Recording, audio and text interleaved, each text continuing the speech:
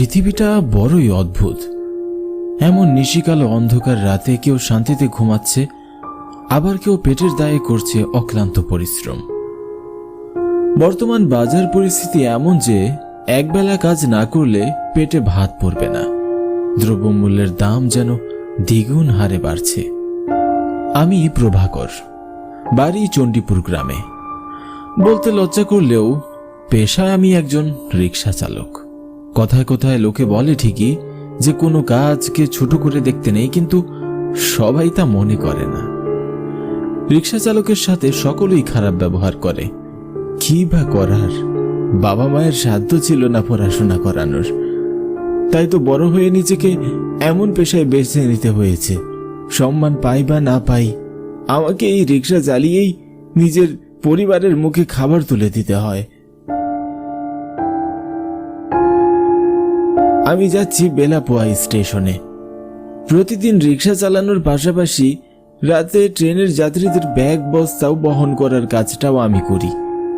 এক কথায় যাকে বলে কুলি। এই কাজটি আমি প্রায় 1 বছর ধরে করছি। দ্রব্যমূল্যের দাম বৃদ্ধি পাওয়ার কারণে রিক্সা চালিয়ে পরিবারের ভারটা বহন করা আমার জন্য দুঃসাধ্য হয়ে যাচ্ছিল। তাই তো বাধ্য হয়ে সারাদিন রিক্সা চালানোর পরে ক্লান্ত শরীরে আবার কুলির কাজ করতে হয়। তবে যাই হোক, দিন শেষে পরিবারের মুখে হাসি ফোটাতে পারলেই আমাদের পুরুষদের সার্থকতা।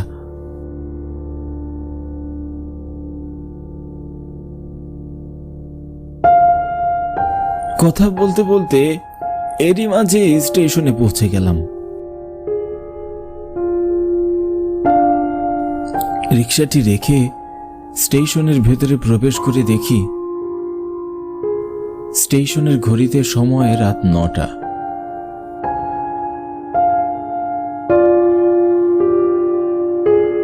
আমি এদিক সেদিক তাকিয়ে দেখলাম আশেপাশে কেউই নেই। বুঝলাম না, প্রতিদিন তো এমন সময় তাও 2-4 জন মানুষ দেখা যায়, কিন্তু আজ পুরো স্টেশন একদম ফাঁকা। মনে মনে কথাগুলো ভেবে আমি হাঁটতে লাগলাম স্টেশন মাস্টার রামলাল বাবুর দিকে।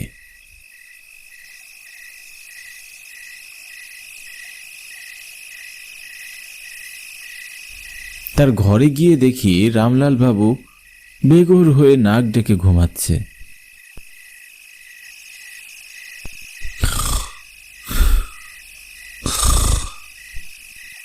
রামলাল বাবুর সাথে আমার বেশ ভালো সম্পর্ক। আমার গ্রামের পূর্বপাড়ায় রামলাল বাবুর শাশুড়ির বাড়ি, তাই কিছুটা হলেও চেনা জানা ছিল। পরে এখানে কাজ করতে করতে সম্পর্কটা বেশ ভালো হয়েছে। এমন বেঘরে ঘুমাতে দেখে ডাকতে মনটা বেশ খচখচ করছিল, কিন্তু কিছুই করার নেই। শেষ ট্রেন কয়টায় আসবে সেটা জানার জন্য আমার তাকে ডাকতেই হলো। তাই তো আস্তে করে রামলাল বাবুকে ডাকতে লাগলাম। রামলাল বাবু, শুনছেন? আরে ও মশাই। কে? আমি প্রভাকর। ও তুমি? আমি ভাবলাম কে না কে। তুমি তো আমাকে ভয় পাইয়ে দিয়েছো। বলো কি চাই? বলছিলাম আজ রাতের শেষ ট্রেনটি কখন আসবে? কখন আসবে সেটা তো ঠিক বলতে পারছি না। ঝড়ের রেল লাইনে গাছ পড়ার কারণে রাত 8টার ট্রেন এখনো আসতে পারেনি। টাইমিং ঠিক নেই, তবে 8টার ট্রেন মনে হয় রাত 11টার দিকেই চলে আসবে। তাই তো পুরো স্টেশনটি একদম ফাঁকা। তাহলে আমি আর দেরি না করে আমিও বরং চলে যাই। বাড়িতে যদি বিশেষ কোনো কাজ না থাকে তাহলে একটু অপেক্ষা করতে পারো। ট্রেন লেট করবে শুনে যাত্রীদের সাথে সাথে সব কুলিও বাড়ি ফিরে গিয়েছে। তুমি একা আজ বেশ ভালো টাকা ইনকাম করতে পারবে। এখন ভেবে দেখো, তোমার ইচ্ছা। স্টেশন মাস্টারের কথা শুনে আমি বেশ চিন্তায় পড়ে গেলাম। কথা তো উনি ঠিকই বলেছেন। স্টেশনে এত রাতে কোনো কুলিও নেই, আর ট্রেনে বেশ ভালোই যাত্রী হবে, বেশ ভালো টাকা ইনকাম করা যাবে। তবে এটাও বুঝতে পারছি আজ বাড়ি ফিরতে ফিরতে বেশ রাত হবে আমার। গিন্নি বেচারি না খেয়ে পথ চেয়ে বসে থাকবে। বিভিন্ন দিক চিন্তা করে শেষমেশ সিদ্ধান্ত নিলাম ট্রেনটির জন্য আমি অপেক্ষা করব। যেমন ভাবনা তেমন কাজ। স্টেশনে বসে অপেক্ষা করতে লাগলাম। কিছু সময় পর পর বাহিরে রাখা রিকশাটি দেখে আসছি, আবার বেঞ্চে বসে পড়ছি। কিন্তু সময় যেন কিছুতেই পার হচ্ছিল না।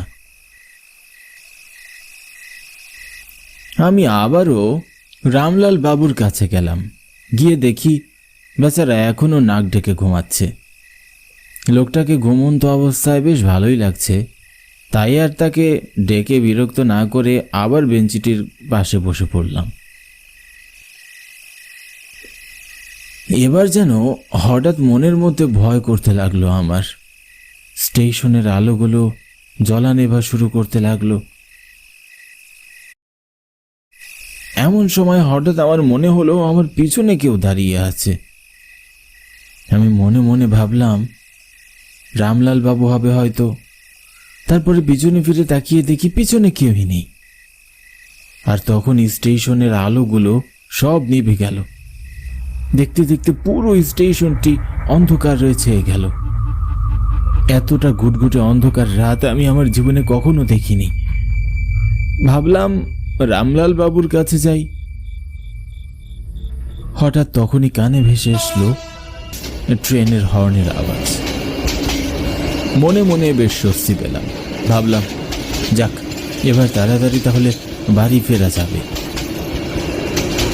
খানিক বাদে ট্রেনটি স্টেশনে এসে থামল।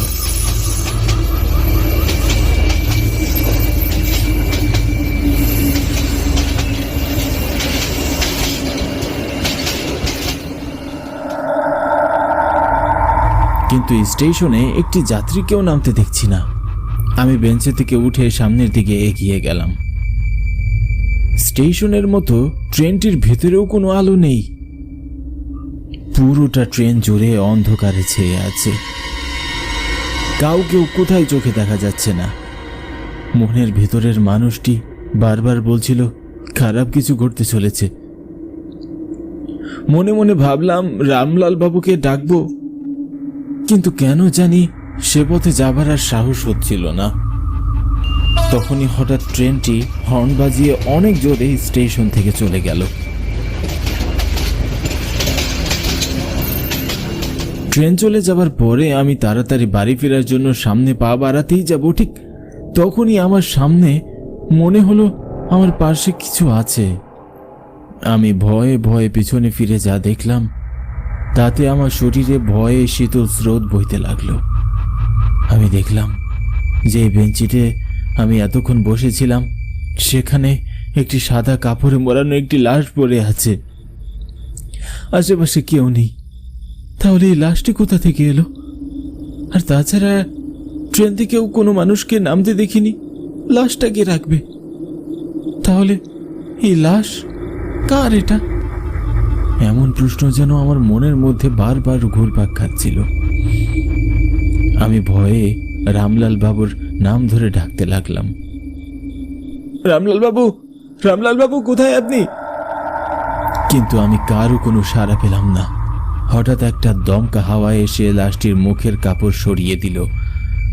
আমি অন্ধকারে মাঝে বেশ ভালো করেই বুঝতে পারলাম লাশটি রামলাল বাবুর। আমি লাশটির দিকে ভালো করে তাকাতেই লাশটির চোখ খুলে গেল আর মৃত লাশটি এবার বিকট আওয়াজে হাসতে লাগলো।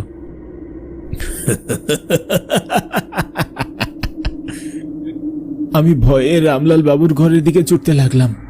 রামলাল বাবুর কাছে গিয়ে দেখলাম রামলাল বাবু তখনও আরাম করে চেয়ারে নাক ডেকে ঘুমাচ্ছে।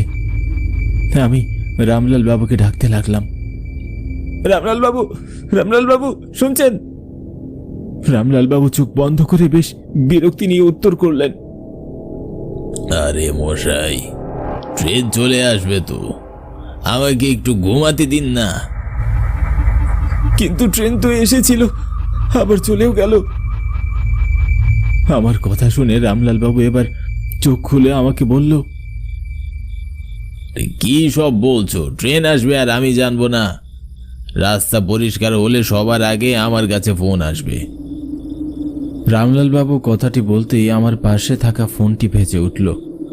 রামলাল বাবু ফোনটি তুলতেই ফোনের উল্টো দিক থেকে কেউ বলল, রামলাল বাবু, রাস্তা পরিষ্কার আর 20 মিনিটের মধ্যে ট্রেন স্টেশনে ঢুকে পড়বে। কথাটি শুনে আমি যেন আকাশ থেকে পড়লাম। মাথার মধ্যে বিভিন্ন জিনিস ঘুরপাক খাচ্ছিল। তাহলে নিজের চোখে যে ট্রেনটি দেখলাম সেটা কি ছিল? আর ওই লাশ? এরপরে আমি রামলাল বাবুকে সব কিছু খুলে বললাম। তিনি আমার কথা শুনে আমার সাথে রেল লাইনের পাশে সেই বেঞ্চিটির কাছে গেলেন, কিন্তু সেখানে পৌঁছে যেন আমি আরো বেশি অবাক হলাম, কারণ সেই বেঞ্চের উপরে কোনো লাশ ছিল না। তাহলে কি সবই আমার চোখের ভুল ছিল? রামলাল বাবু আমার চোখের ভুল বলে সেখান থেকে চলে গেলেন, কিন্তু আমি জানি এগুলো কোনো চোখের ভুল ছিল না। আমি আর এক মুহূর্ত দেরি না করে বাড়ি ফিরে আসি, আর মনে মনে সিদ্ধান্ত নেই, আর যাই হোক, আর কোনোদিন রাতে স্টেশনে থাকবো না ভাই।